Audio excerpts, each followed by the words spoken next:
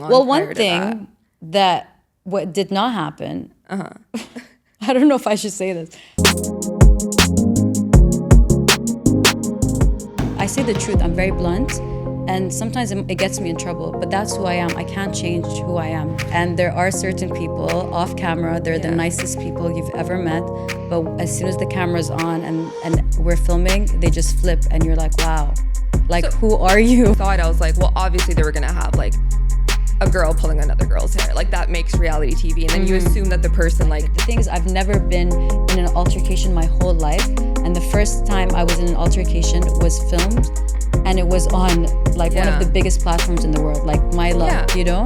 I've once seen your husband perform too. And I had the same thought where I'm like, there are a lot of hot girls here right now. And you usually have that thought at the club. How are you the insecure wife, or how do you battle with being insecure? I feel like we need a longer podcast because I have so many things to talk about.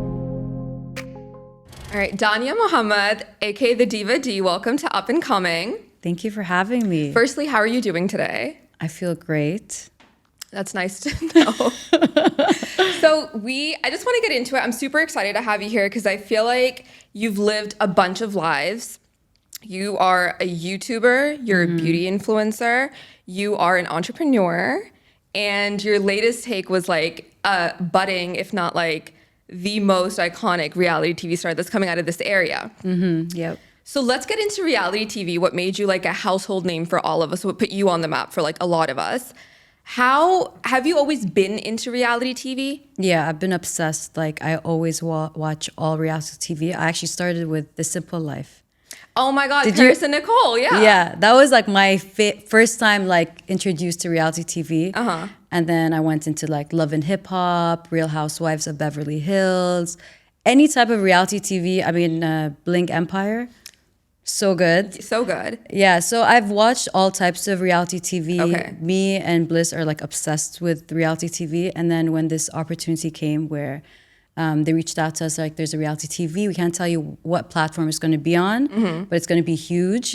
And are you guys interested? And we're like, yeah, because like, why not? You know, like we always think it would be cool if we were in a reality TV show. And I think when Dubai Bling happened, I feel like we manifested that, you know, it's just. I love that. Yeah, because when we were watching Bling Empire, we're saying, wouldn't it be so cool if they had one like in Dubai? Yeah. And then it just happened. It was crazy. It's just, I don't know how, but everything just fell in place and it just made sense.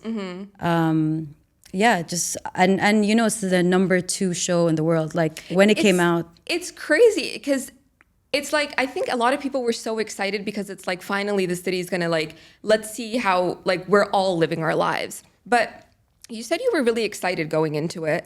But with reality TV show, I feel like there's like a perception, right? Where everyone has, like we've all seen these reality TV stars, but at the same time, it's like, do I wanna live their life? I've seen the trajectory of their life. They go into weird stuff, unfortunately, sometimes. Did you have some reservations going into reality TV? Or was it just like, this is about to be a good time and this is gonna be memories and I'm not gonna become a meme? Because that's my biggest fear, getting on the internet or anything. I think it's the coolest thing to be a meme, by the way. Like sometimes I do things to become a meme. Like I think you've made it if you're a meme. I love your energy. Yeah, so I don't mind being a meme. But the thing is, when me and Bliss went into this show, before going into this show, we've seen how couples on reality TV have either like broken up or have a lot of like issues in their marriages and so forth. And then one thing we decided before even starting the first episode or filming the first episode, we said we will not allow this show to ruin our relationship. At the end of the day, it is reality TV, but it's a show. There's going to be a lot of pressure on us. There's going to be certain situations that happen.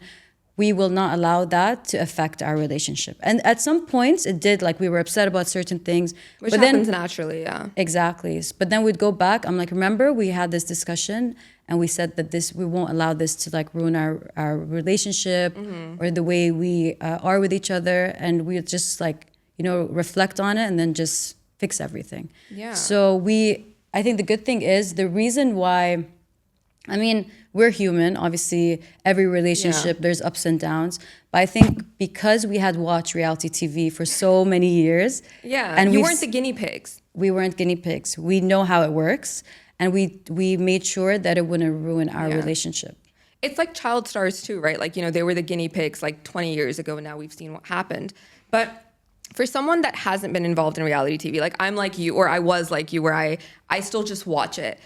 On the outside, what is it is it just a bunch of cameras following you around? Are you strategically crafting a persona that you want to put on like for the show? How much of it is it staged? How much of it is like genuinely natural? So it's not staged, it's our real lives. However, there's a lot of pressure because we have to be filming at a certain time. Like they're like, okay, we're waiting for you at this place, be there. We have to be like makeup, hair, outfits. Yeah. You might not be having a good day, but you still have to be on camera. So it does look glamorous and amazing Yeah. from the outside, but there's a lot of hard work that goes into it. So like season 1, a lot of the scenes, my kids weren't in it. So I kind of like didn't have enough time to spend with my kids during filming because we were always filming, and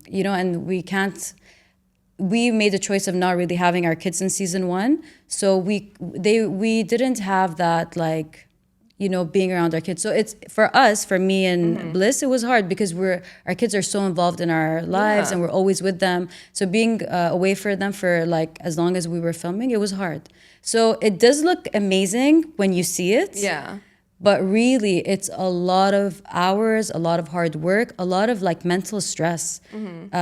Like, you go into a situation thinking someone's your friend, and then they like do something or say something, and you're like, wow, like this is the reason I have trust issues because of people like, so it's really, you need to have really, really thick skin to be on reality TV, and then also have thick skin to get the criticism that comes after Yeah. reality TV. I mean, did you like the perception that your character got on TV? Like what everyone's feedback was? So the first time I watched the show, I was not happy because I felt that who I really wasn't really portrayed.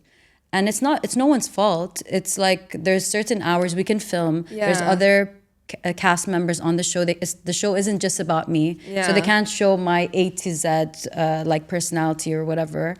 But one thing I would have liked for them to show is that I'm like self-made. I'm an entrepreneur. I'm a mother. I think these things weren't shown. And hopefully, if there is a season 2, Yeah. it will be portrayed. I mean, but that was my first impression the first time I watched it. So I was upset about it. But then when I kept watching it over and over again, I get it. Like Yeah. this show is very successful. Every single person in the show made the show successful, from the cameraman, the director, the creative director, everyone that was involved, hair, makeup, everyone had some type of influence over the show being number 1. So if you look at it as from that lens, you realize, I'm not going to be selfish and be upset about how I was portrayed. Yeah. This show was successful. The whole world has watched it. And it has given me and every other cast member on the show so many opportunities. And we should be like, learn to be grateful. I think it's all about like self-reflection. I know who I am. My family knows who I am. My friends know who I am. And slowly now people that are following me, like I've got DMs from people saying, I used to hate you. I used to watch you on the show. Stop. Yeah, I used to Yeah. watch you on the show.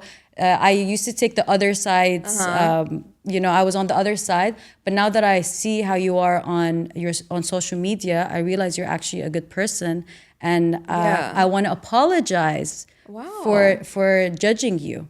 So, and it's fine, and I don't get upset about people Yeah. not liking me.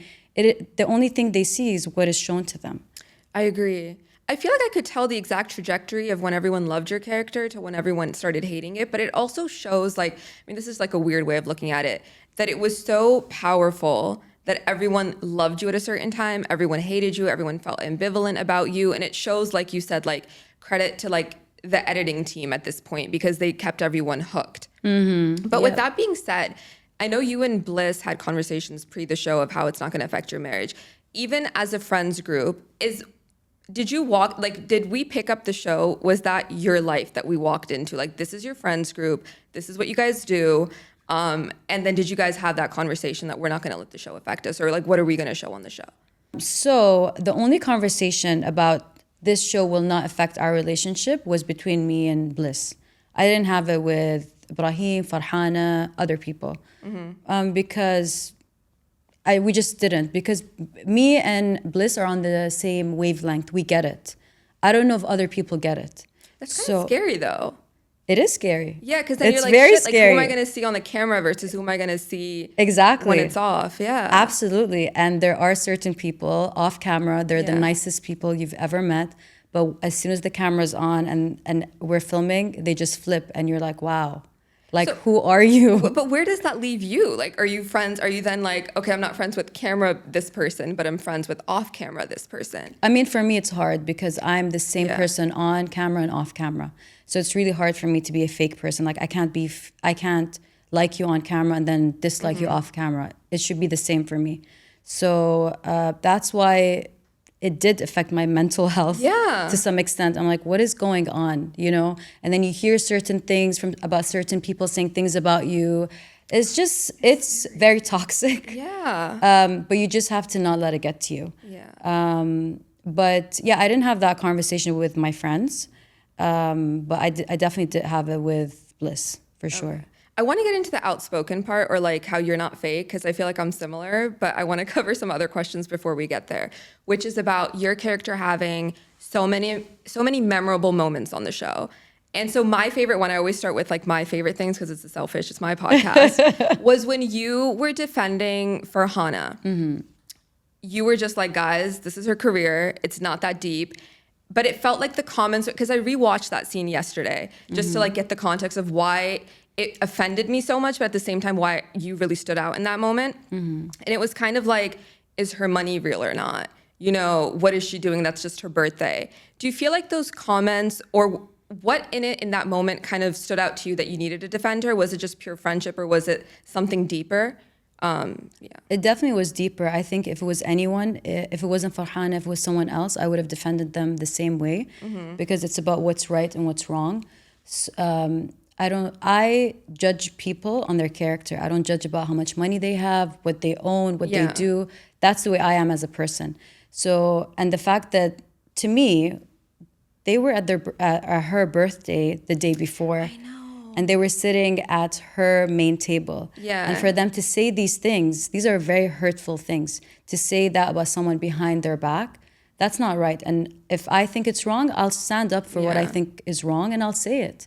And it wasn't nice. I didn't like it at all.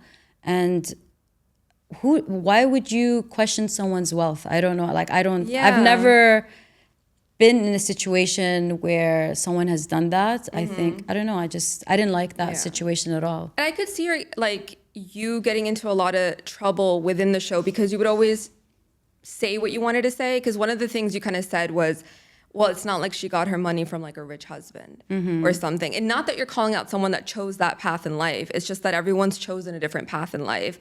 Let's just appreciate what everyone's doing. And for me, it kind of felt like I was super happy seeing Farhana on the show only because I love Dubai. I know I only moved here 2.5 years ago, but for me, like this is home, forever home, hopefully. Inshallah. And seeing like a full Arab cast, and I know you and Bliss are like, I think the only Emiratis on the show. Yeah.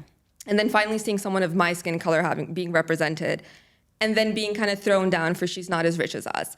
Kind of built on that persona of when I moved here, it's like they're never going to treat you similar. There's a lot of classism and racism. So I really appreciated, personally, I just want to say, I really appreciated you taking her side in that moment because it was more than just girl power. It was more like, you know. It was deeper than that. It was deeper than that. It was like a classist thing. Like, you know, is she rich?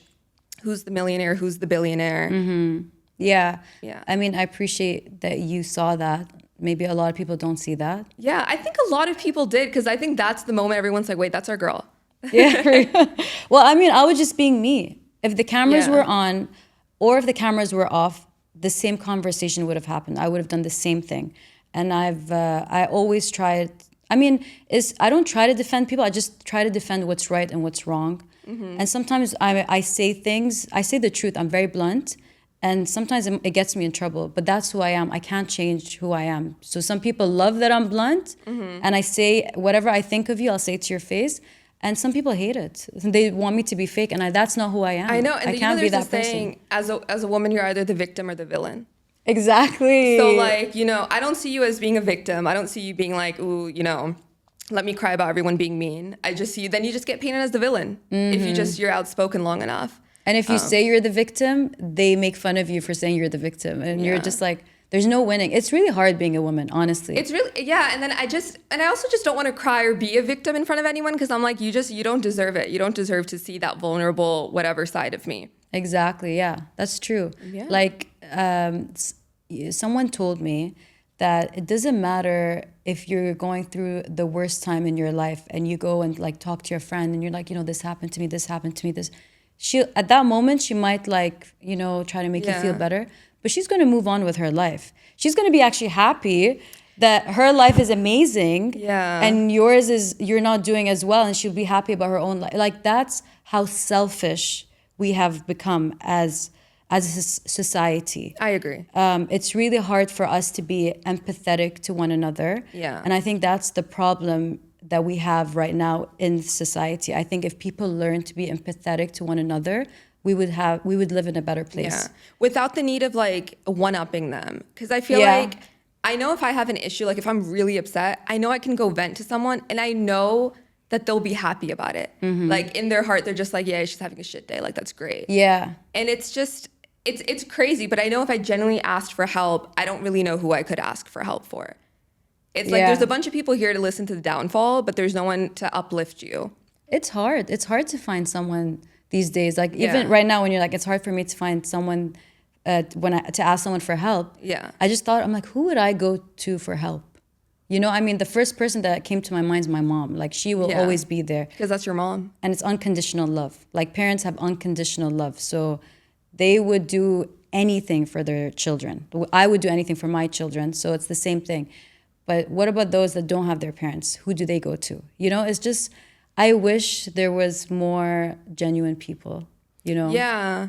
And I think that's why, like, what I liked about Dubai Bling, or just in general, was that it was meant to be, it is kind of a bunch of friends that have each other's backs. Because in this city, a lot of people are expats. Everyone's basing their relationships off of friendships. It's not as many families. Like, you're very lucky and privileged that, like, I'm sure some of your family lives here because you are originally Emirati. Yeah, yeah. So it was nice to see, again, I'm just going to say one more time, you taking your friends Thank back. you. I really appreciate that. No, Thank absolutely. And then I want to get into the infamous coffee scene. you. Okay.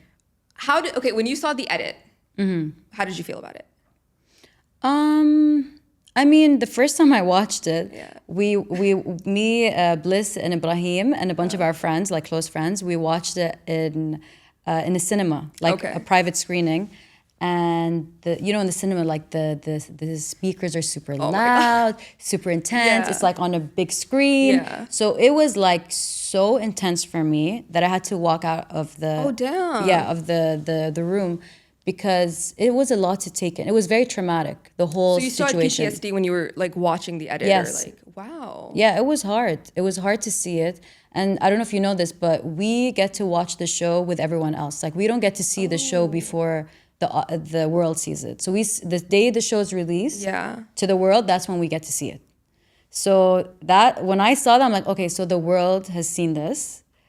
Now I just have to take it in. So I had to walk out the room. Yeah. And then come back in, watch it again. And it took me, obviously, like I said, in the beginning, I didn't like it. I don't think anyone would like it. The thing is, I've never been in an altercation my whole life. And the first time I was in an altercation was filmed. And it was on, like, one of Yeah. the biggest platforms in the world, like My Luck, Yeah. you know? But I definitely don't regret what happened. I believe in lessons. I feel everything that happens in your life is a lesson to be learned. And if you ask me, would I go back and change that? I wouldn't change a thing about it. You know, I'm really glad you clarified that, because when you were saying like you kind of cringed or it was like PTSD for you, initially in my head, or like when I saw it, I was like, well, obviously they were going to have like a girl pulling another girl's hair. Like that makes reality TV. And then you assume that the person, like, I literally assumed that this probably is like your 1 millionth altercation, and no judgment, but I'm just like, maybe that's just how like the two of them are. They're still like hitting each other. Yeah. But then I'm glad that you clarified that. You're like, no, that's actually not normal. And that did happen on camera. So, wow. And so what's something we're missing from that scene that you think as a viewer wasn't showed? Was it the build okay, up? so yeah, so the emotions were very high from both ends. So I think that's something the viewer didn't see. There was certain things that was said to me about her, and I'm sure certain things that was said about me to her, like vice versa. Yeah. So I think the emotions were very high before the situation, Yeah. anyways. So I think that's something that, I mean, it's hard to really show it. I don't know how they would show it, anyways. Yeah. So yeah, I think. Yeah. So this was like peak filming, just everyone's on edge at this point. I can Yeah. understand that. Because I feel like even in like this previous season of the Kardashians, there was like a season where Kim and Kourtney started beating each other up. And we've Yeah. never seen that anywhere. Yeah. And it's kind of like, where the hell is this coming from? Like, it Yeah. doesn't feel natural. Yeah. Even that scene, like, it just didn't feel natural. Yeah. Like, it felt like you guys were going to cuss each other out and leave. And then Yeah. it became this cat fight. And it's like, oh, Yeah. where's this coming from? But I'm glad that you were like, no, there was like a lot. Was it something that I'm proud of? Absolutely not. I think all of us, herself, me, Ibrahim, none of us wanted that to happen. I think it's just got out of hand, and it happened. We can't change it. What we can do is learn from it and hopefully not allow something like that to happen again.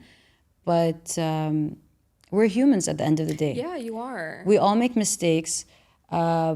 Everyone has some type of like altercation at some point in their life. For us, it was filmed. That's the only difference. Take it as like a funny thing that you guys will always have on it. Yeah, I mean, that's the only way to move forward, Yeah. Like, I think initially, like I said, I didn't like it. And when I was watching it, I didn't like the whole situation. But eventually, like, you learn that you just have to embrace everything, the good and the bad, and just learn from it and move on. Yeah, 100%.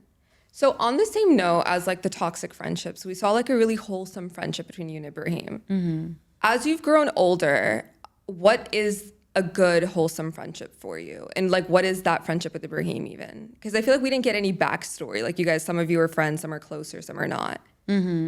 When you look at friendships, I think the number one thing that makes a good friendship is if that person has your back and they're always there for you. Like, whether you're in the room or not in the room, they will always defend you, be there for you, stand up for you. Consistent friendship. Like, they're the same way at all times, whether you're there, around different people, all of that. Yeah. Whether you've spoken for 10 years or not. Exactly. Pick up where you left off. Exactly, yeah. So that's one. Another is, I think you have to look at the person that you want them to be your friends. You look at their morals and their values. Do they align with your morals and values? Do you have the same? You have the same perspective on certain things? If you do, that will kind of make the friendship flow. And there are friends that I have that have very different perspectives than me, and it still works as long as there's respect. So I think there's so many different types of friendships. So I have people that are like, I have friends since kindergarten. That's so cute. Yeah, so I have a friend, shout out Misho. She's my friend from kindergarten till we graduated. And now our kids are around the same age and they're friends. That's so cute. Yeah, so that's a genuine friendship, We might have different subjects that we talk about, but that's a real friendship for me. Another friendship would be a friendship that I have with my mother. So that's a different friendship. The friendship I have with Ibrahim, he's like an older brother to me. He's someone that if Bliss can't come with me to an event, or he's like, Ibrahim's my brother, your brother, go with him. Like, I know he has your back. Like the other day, I don't know what we were talking about, me and Bliss, and he said, Ibrahim would kill someone for you. You know that, right? Oh, that's so nice. So I know that, but hearing it from Bliss, that's when I'm like, okay, so he sees it. A third party, observer, Yeah, so the fact that Bliss said that, I'm like, okay, I haven't made a mistake with this friendship. I know Ibrahim has my back. And it's just, you feel comfortable around that person. I think it's also the content. Like, if you and someone are just friends based off of, like, gossiping or, like, hating on someone, there's only so much you can talk about. There's only so much you can do before, like you said, that toxicity just, like, seeps into every bone of your being. And then you're just like, what the hell is the point of this friendship? Exactly. Because I feel like at every age, you're always looking for new friends. Like you're a mom now. I'm sure you have like more mom friends, or like, you know, you're always on scout for that, or like now, I don't know, reality TV show friends or something in that space. So it's important to go back to that moral compass of like, what the heck does a friendship entail versus like an acquaintance? And I feel like a lot of times we're always like, the acquaintances become friends, and our friends, we just kind of shower to the side. It's a weird one growing up. It's really weird. And I think, you know, some people make mistakes. You can be friends with someone and then realize, like, what was I doing? Like, there's so many red flags with this person. But you learned, like, you should never regret any friendship. Every relationship, every friendship teaches you a lesson. And it shapes you into the person you are. And I think it comes back to loving who you are. Yeah. So I openly love myself. I love my thoughts. I love the way I am. And by loving yourself, you love people around you and people in your life and so forth. So because I love myself, all these relationships and situations that were negative have shaped me to be the person I am that I love. So because of that, I'm so grateful for all these bad relationships, all these bad friendships, because they have shaped me to who I am today. Do you think people can't stand that you love yourself? Yes, absolutely.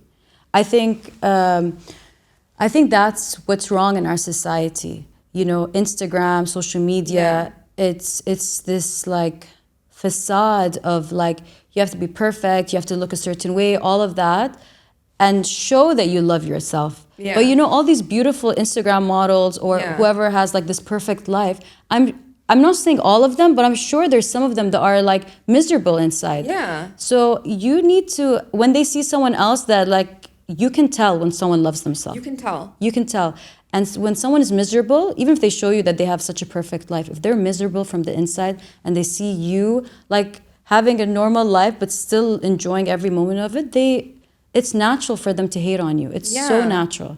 So yeah, a lot of people can't stand me because I love myself, and I'm not going to change that for anyone. I completely get that. And you're also just grateful. Like whether it's the good or the bad, you're grateful. And I feel like people that don't, they just kind of want to put you down. But Danya, you got into a physical altercation on reality TV. You should hate yourself. Or like, you know, everyone hates you, hate yourself. Yeah. So it's crazy because I've always felt like people just can't stand. And I think that's why a lot of people will change. Like in front of this person, I need to look like this so that they'll love me. In front of this person, I need to be a bit more quieter, a bit more this, so that they'll love me. And then the joke is, no one knows the real me. But bitch, like, you don't even know the real yourself. Exactly. Or you don't even like yourself. Exactly. So I'm always about women loving themselves because I just don't see that enough. Even with, like you said, with social media, like you're in the influencing world. What is being an influencer as simple as like just having a pretty face or, you know, just talking the talk, like mental health and love yourself, or like, what are you seeing that are trends like most influencers? What are trends so one thing that I've noticed, I don't like the word influencer because I feel like it's so heavy. Like it's such a heavy word to have on someone. Like it's a responsibility. It's a responsibility. You are influencing other people. Wow, like that's minds. Yeah. If you really think about it, you're like, whoa. It's scary. Yeah. It's scary. So for me, I have a platform. I have a lot of people that are watching my life and my pictures and so forth. I think the only thing that I can do is be true to who I am and love myself. And by loving myself, hopefully that will allow other people to see it and love themselves as well. Hopefully it doesn't we can't control what if people hate me, they hate me, it's fine. Yeah. But I think that's something that I would always like to emphasize, like loving yourself. And the other thing is, like, when you go on social media, all these Instagram models, they're beautiful. You know, it starts off with their face. Yeah. You know, they always have beautiful faces, filtered faces. It's fine. Face app, no shame. In my game, I use it whenever I'm not feeling great. I'll use it. It's fine. But so that's the number one thing they focus on, their face, right? The second thing they focus on is how their body looks. Great. So you're focusing on your physical health, being healthy, all of that. But are you really now the third thing that you need to focus on is your mental health and how you feel in the inside. So if the appearance, like what you see on the outside, the face, the body, great. But what about from the inside? Are you working on yourself? Are you working on your mental health? Are you working on being a better person for this world? Yeah. Do you care about the environment? Like, these are so many deep things that I wish influencers would really look at, because if you start talking about mental health, about the environment, you know, it's deeper than that. You don't care about yourself, because right now what you see in the influencing world is it's a very selfish type of It is. thing, right? Yeah. Every influencer, they just post like pictures of themselves. I do that too. Yeah. I'm not saying that I'm perfect. I do that too. Like I dress up, I take pictures of myself. But when you look at it, you're like, wow, are we living in a very selfish society? Why don't we do any posts of like me with a bunch of my friends, or me with me, I don't know, like with my children? But that's not something that influencers do. It's more about what I'm wearing, my outfit, the brands I'm wearing, where I'm traveling to, the locations, and there's nothing wrong with that. Yeah. I do that. But I'm saying I wish that more influencers spoke about mental health and the environment, because climate change is real. Yeah. I'm like going in like... It's this weird cyclical thing, because people are like, but I want to post it, but no one wants to see it, and I won't get the likes and stuff. And I feel like at some point, for every 5 posts of your face, let's post a 6th one about something that's important. Exactly. You know, and it's cool if you don't get the likes. It's like you said, it's just not all about the fame and like, you know, everyone loving you. As long as you, like you said, like love yourself, love the environment, love what you're standing for, like you can deal with like the 0 likes on a single post. Exactly. I mean, it's great to have fame. Yeah. But what are you going to do with that fame? Yeah. What are you going to have? Like, at least Kim Kardashian now is talking about people that are locked up in prison. At least she's doing something with her fame. What are you doing with your fame? That's a question that every influencer needs to ask themselves. What are they doing? They even talk about like dogs being mistreated, or animal wealth. You say it. Wellness. Welfare. Welfare. Right? Okay. Animals. Yes, animals, that. So like find what you're passionate about and talk about it, because you have influence, right? It's cool to wear nice clothes, but it should be deeper than that. Yeah. Influencers get deeper. I need to do it too. Yeah. I'm not saying I'm perfect. I love the self-awareness, yeah. Because you guys are building the blocks of the future that we're all living on. I mean, we all kind of are, right? And we will talk about the shittier stuff all the time, but like you said, it needs to get deeper. I've been like, I saw this one influencer and she was talking about aging. And I really like that, because like you said, face that, body, everything. There will come a time when no amount of medical anything is going to help us look this young. Exactly. What the hell are we going to do then? Like, let's talk about graceful aging. Let's talk about how to mentally prepare for that. We don't have the time for this, but I'm still going to say it, because there's this one story I heard about this guy. He was 92 and he got a divorce. And it's because he cheated on his wife at 92. Wow. And the divorce lawyer was like, that fucked me up, because I'm like, I thought at 92 you would have it figured out. Like, you would just be like, no, like a girl can't just walk by and I'm just going to lose it, right? Yeah. And the moral of the story was, if you don't spend this time building the integrity of your character, you don't just wake up and you're wise. You've just killed time. Absolutely. And I think that's what like just all of us, honestly, personally, always need to like delve on and just like think about, especially influencers. I just like to blame them, but Well, everyone. Yeah. Forget about influencers. Every individual in a society needs to really reflect on themselves. If you want to change the world, start with yourself. Yeah. But agree. that's the most important thing. Yeah. I want to get into, because I love your personality, right? I want to get into your marriage.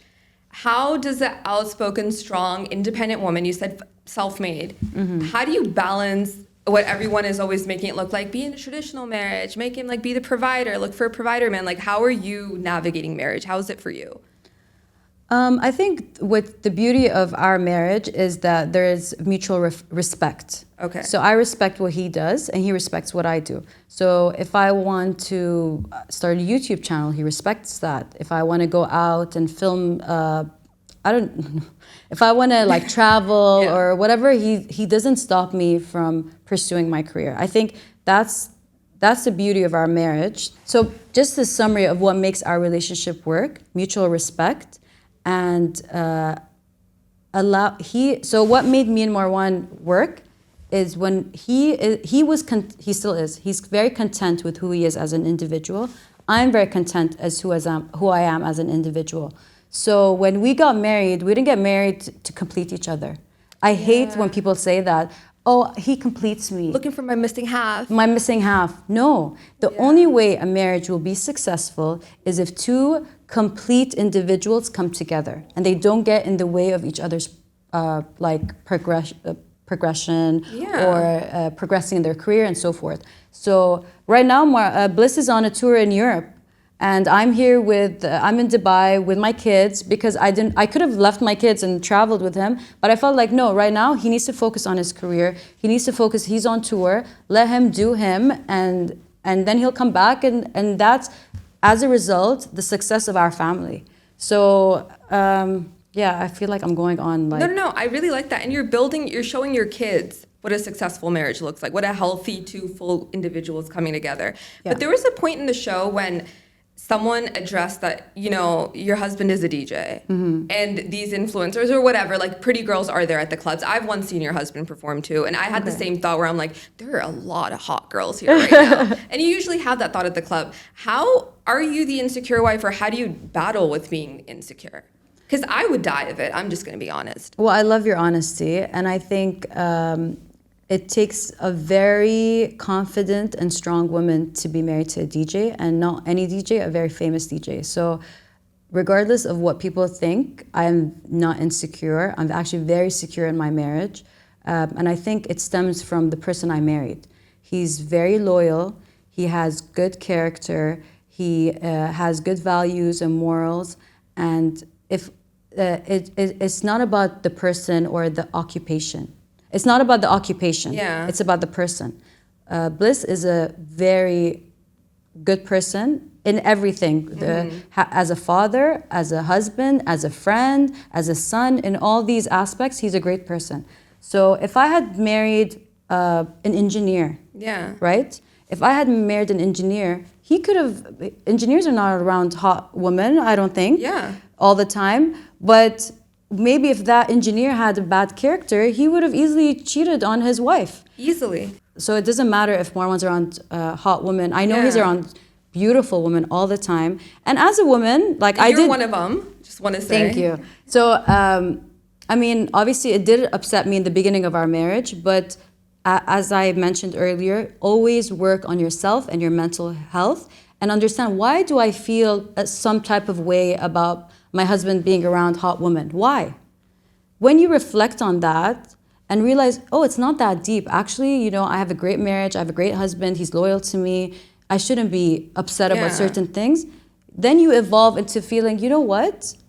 I'm good. I don't have any insecurities. I'm very secure in my marriage. I'm very secure in my relationship.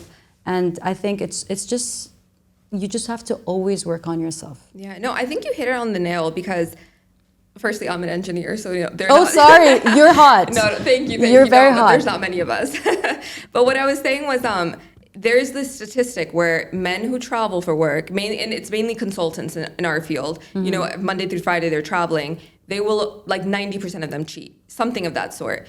And you're right, it's not about the occupation, it's about the mindset. And I could be married to like and I've seen this, right? So many girls are dating like a finance bro who's surrounded by men all day. They are so insecure. And a lot of times, like you said, that insecurity can stem from yourself, but it can also stem from the other person causing it.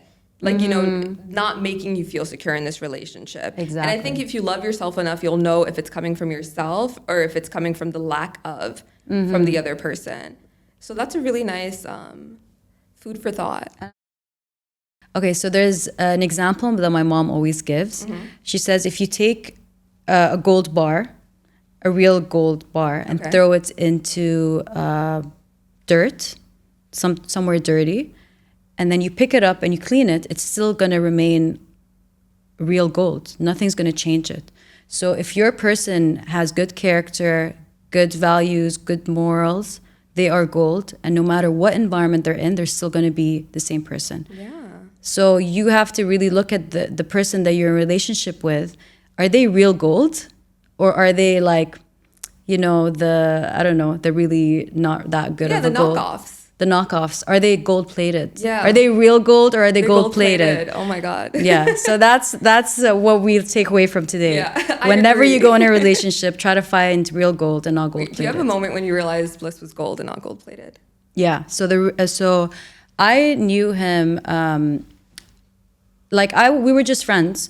And one thing that like kind of clicked to me that this person is gold is that he used to like drop everything, and Friday was family day for him. And he respects his parents, his family. And that's when I'm like, I think that's the moment I fell in love with him, when he showed the respect that he has for his family. And he's like, Friday, I don't care what gig I have. Yeah. I don't care what's going on. Friday lunch at my parents' house. That's very important to me. Family's really important to me. And I think that's when I realized he's gold. Yeah, because then you're like, I'm sure when I'm family, that's exactly how I'm going to be a priority as well. Exactly. That's Yeah. really beautiful. Yeah. So before we wrap it up, I want to talk about your successful business endeavors.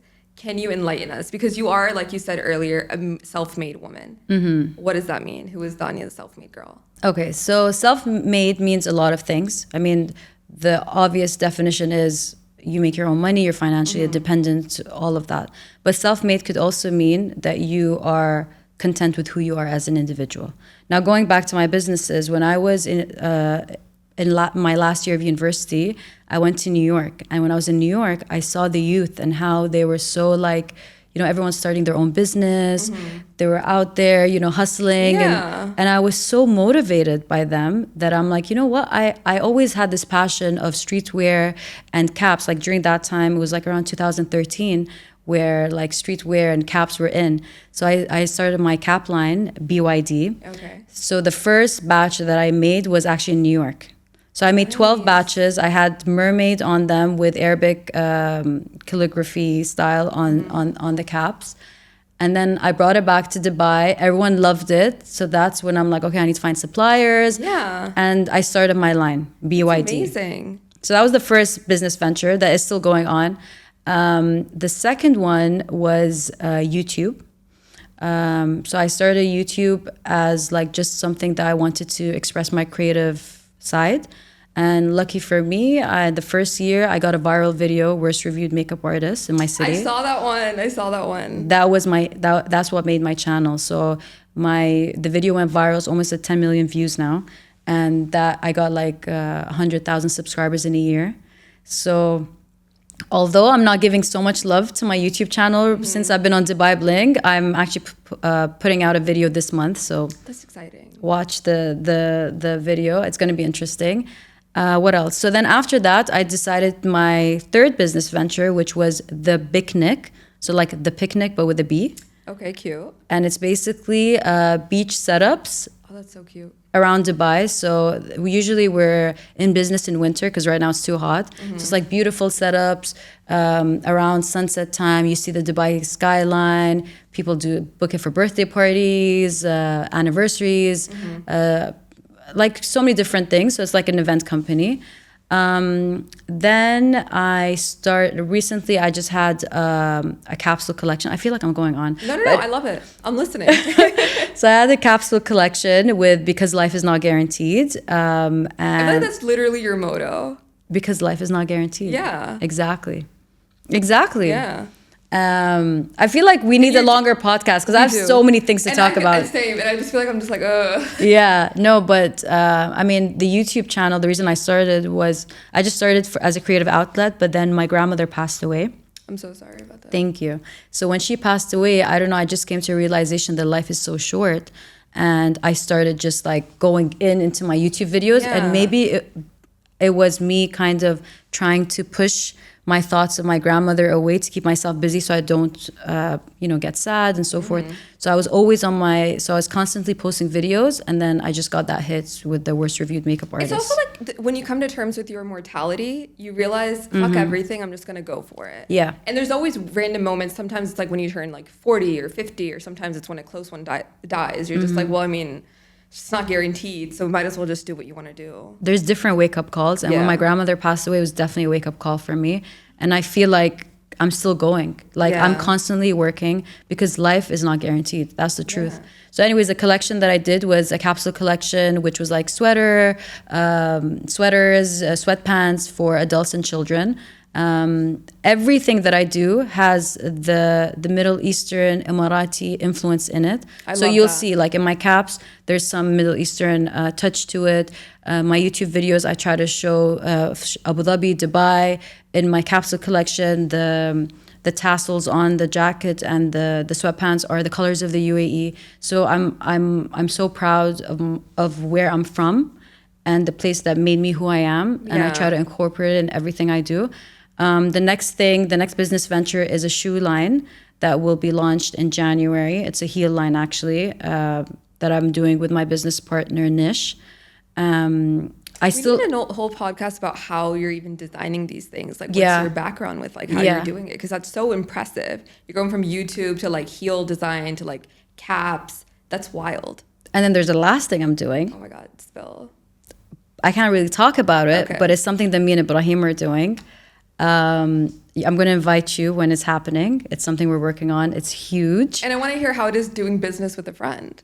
Well, I just got into it. It's great. Mm-hmm. We all hear those lessons, right? Don't go into business with your friend or like something like that. So we had a lot of people that didn't want us to succeed in this business, but we did it anyways. Haters gonna hate.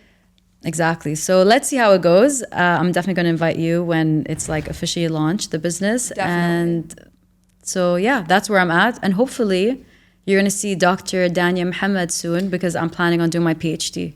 Oh my God, in what? In sustainability. That's amazing. Congratulations. Thank you. I mean, I haven't started yet, but that's my plan. Even the thought, like I've never had that thought cross my mind to do a PhD. So that's impressive. If you had the thought, that means it's going to happen. Inshallah. You're manifesting it, inshallah. Yeah. It's so exciting. Thank you so much for coming, Danya. I really had a good time. Me too. I really did. I really enjoyed it. Thank you for having me. All right. That's it. Thank you. That's a wrap.